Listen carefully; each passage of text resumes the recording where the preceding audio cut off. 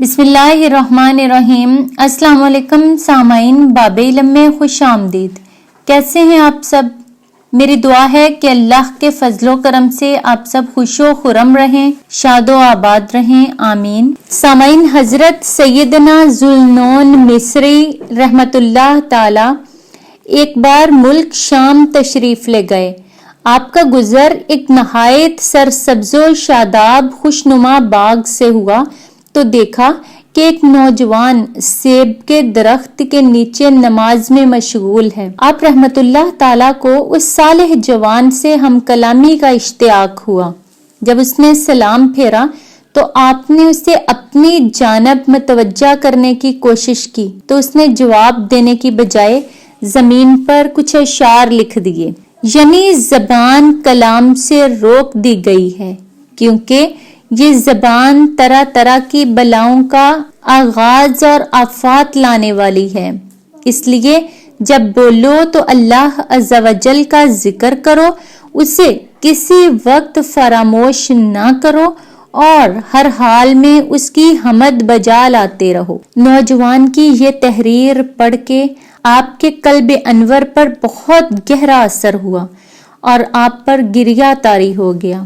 جب آفاقہ ہوا تو آپ نے بھی جواباً زمین پر انگلی سے یہ اشعار لکھ دیے، یعنی ہر لکھنے والا ایک دن قبر میں جائے گا مگر اس کی تحریر ہمیشہ باقی رہے گی۔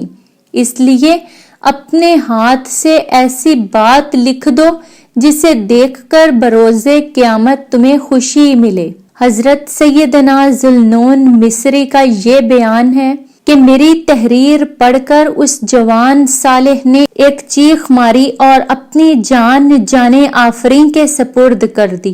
میں نے سوچا کہ اس کی تجہیز و تکفین کا انتظام کر دوں، مگر غیب سے آواز آئی، ذوالنون اسے رہنے دو، رب کائنات نے اس جوان سے عہد کیا ہے کہ فرشتے تیری تجہیز و تکفین کریں گے۔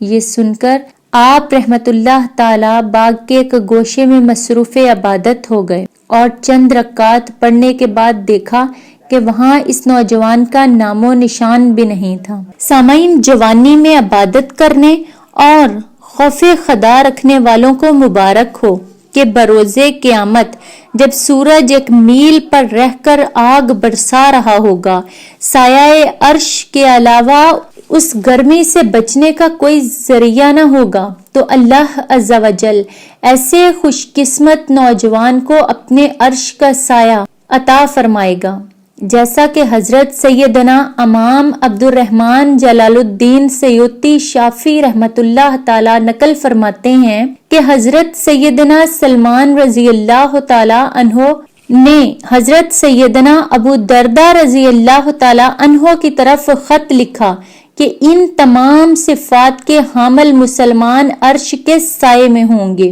جو جوانی میں اپنے رب کو راضی کرنے کے لیے اس کی عبادت کرتے ہیں اور اپنے گناہوں کی معافی مانگتے ہیں۔ وہ شخص جس کی نشوونما اس حال میں ہوئی کہ اس کی صحبت، جوانی اور قوت اللہ کی پسند اور رضا والے کاموں میں صرف ہوئی، اور وہ شخص جس نے اللہ کا ذکر کیا اور اس کے خوف اور اس کی ہیبت کی وجہ سے اس کی آنکھوں سے آنسو بہہ نکلے، وہ انسان رب تعالیٰ کے عرش کے سائے میں ہوں گے۔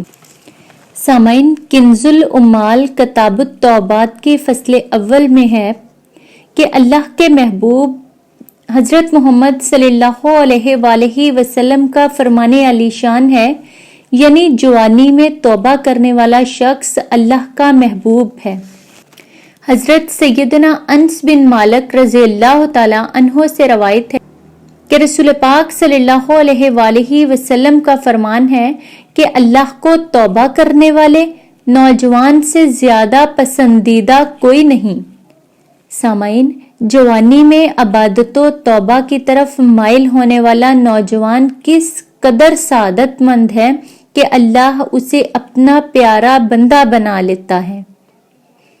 سچ ہے کہ جوانی میں استغفار کرنا انبیاء کی سنت ہے، ورنہ بڑھاپے میں تو ظالم بھیڑیا بھی پرہیزگاری کا لبادہ اوڑھ لیتا ہے۔ اللہ پاک سے دعا ہے کہ ہم سب کو جوانی میں ہی سچی توبہ کرنے، گناہوں سے استغفار کرنے اور نیک عمل کرنے، نیکیوں کے کام کرنے، اللہ کی رضا کے مطابق زندگی گزارنے والا بنا دے۔ سامعین، اگر آپ کو آج کی باب علم کی یہ ویڈیو پسند آئی ہو تو لائک کریں، باب علم پر نئے ہیں تو سبسکرائب کریں اور بیل آئیکن کو ضرور پریس کر لیں۔ باب علم کی ویڈیوز شیئر کریں اور کامنٹ باکس میں اپنی قیمتی رائے کا اظہار ضرور کریں۔ بہت شکریہ۔ اگلی ویڈیو تک کے لیے اجازت چاہتی ہوں۔ اللہ حافظ۔